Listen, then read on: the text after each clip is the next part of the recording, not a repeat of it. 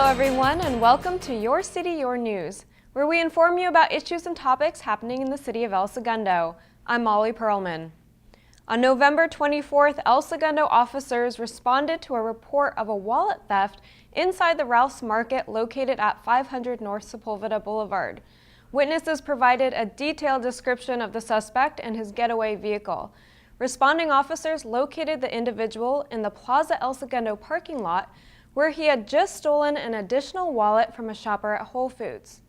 So what he would do is just follow them around the store, and right when they are going to pick something up and not paying attention to their cart or basket, he'd grab their wallet and take off and leave the store. Travis Rutherford was arrested for burglary, possession of stolen property, and resisting an officer. Although he has not been convicted of any sexual assaults in California, he is listed as a violent sexual predator and is a parolee at large from the state of Indiana. This should be an eye-opening experience for the residents, just showing that there are a lot of predators out there that actually, it's crime of opportunity. You got to be aware of your surroundings. So, a lot of these victims didn't even know who stole it. They didn't realize it until they went to pay for their groceries. Rutherford was charged by the police with 8 thefts in El Segundo, but the district attorney did not file all 8 charges of burglary. Anyone with additional information regarding this incident or similar crimes is asked to contact Detective Ryan Danowitz at 310-524-2258 or rdanowitz@elsegundo.org. A team of El Segundo-based military veterans who deployed as emergency response teams to the Typhoon aftermath in the Philippines has now returned. Jennifer Murillo has more on this team's efforts. The first 48 hours, Team Rubicon had an 18-person team in the air to the Philippines. Over the next week, more team members deployed, adding up to 86 in all, who put their lives on hold to go help make a difference. It was just this eerie, calm, it was cloudy. The airport was totally demolished, looked like an F4, F5 tornado went through there, and then just hundreds and hundreds of IDPs, which are internally displaced persons, that are lined up in groups just trying to get onto one of these C-130 planes and get out. People are in shock. People don't know what to do. And with the military background that I have, as well as most of the vets here have, it just kind of comes as second nature for us to be able to respond as rapidly and make decisions the way we do. Since 2010, Team Rubicon has deployed personnel from their pool of volunteers on international missions, as well as domestic, to places like Illinois. 5 months ago, they opened a headquarters here in El Segundo to continue their ongoing efforts and serve as many people in need as possible. On this one, we did a combination of search and rescue and extraction of victims, and then we did a lot of medical. A lot of what we did on this was strictly medical, from the standpoint of the initial storm victims to some of the more chronic things that we saw after being there for a couple of weeks. Some missions are sustained by private and corporate donors that believe in the team's mission and desire to support veterans, while others require a proposal and individual fundraising by members of the mission. In the moment, I think you're just kind of going with it, and you shut down a little bit on the emotional side. You just try to help and see what needs to be done and be a contribution instead of a liability in a situation like that. Team Rubicon is now evaluating their next steps and determining if more assistance is needed overseas. Some team members continue to work in Illinois, helping tornado survivors clear debris and take the next steps to recovery. For El Segundo TV, I'm Jennifer Murillo. If you'd like to help Team Rubicon, visit their website at teamrubiconusa.org or call 310-640-8787. Construction recently began on The Point, a new $80 million shopping and dining destination for the South Bay communities set to open in 2015.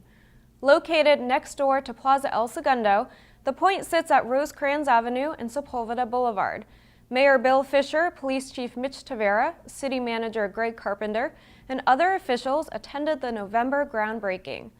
The Point will provide residents with unique shops and chef-driven restaurants nestled within an outdoor living room setting. If you're interested in bringing your business to The Point, visit thepointsb.com for more information. The El Segundo Police Department recently hosted Coffee with a Cop at Rock and Brews on Main Street.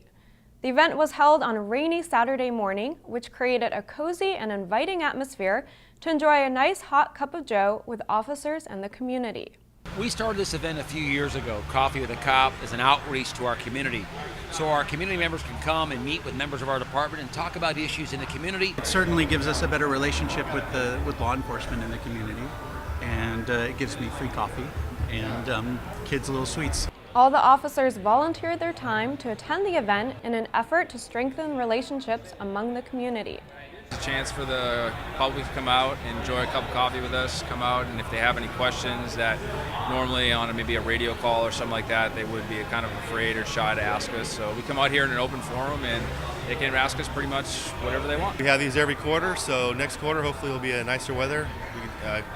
Hope you guys come out and ask us some questions and join us for coffee. If you would like to attend the next Coffee with a Cop, visit Nixle.com and type in your zip code to sign up for alerts about events held by the El Segundo Police Department. The El Segundo High School football team had a groundbreaking run this season when they became the Pioneer League champions and went the furthest they had ever gone, to their first CIF final. The CIF Southern Section Northwest Division final against Nordhoff took place in Ojai on Saturday, December 7th. I think the team started to believe in themselves each step. Okay, we can win this game, if we can win the next game. And I don't know if we ever looked past any opponents, and I thought our offense scored a lot of points and made their teams that we were playing have to score a lot of points. And for 3 of those 4 weeks, it worked out really well. Although the Eagles lost 49-21, they ended the season with an overall standing of 10 wins and 4 losses. Coach Steve Shevlin stated that they will start working on a plan for next season and hopes to bring home even more wins next year. The El Segundo Police Officers Association and the El Segundo Kiwanis Club is once again assisting Santa Claus with his pre-Christmas visits to town.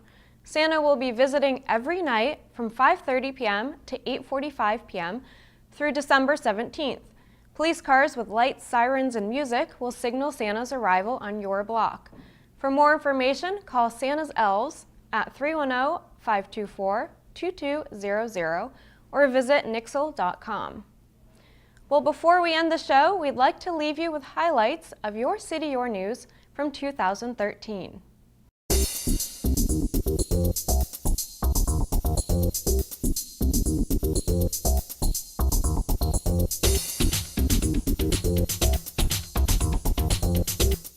He is a hero. You look at the video and just a couple more minutes and I have no doubt she would have died in that car accident. What you see behind me is the final pair of Coke drums that in just a few minutes will start making their way to the Chevron refinery. If you're a cyclist, you've probably heard of Electric Bikes LA here on Main Street. This is the first complete resurfacing of this portion of the bike path since 1998. The El Segundo Teen Center first opened its doors in the 1970s. And its makeover has been extremely well received by the community. Recently, you may have noticed huge shipping containers that washed up on the shore of El Segundo Beach.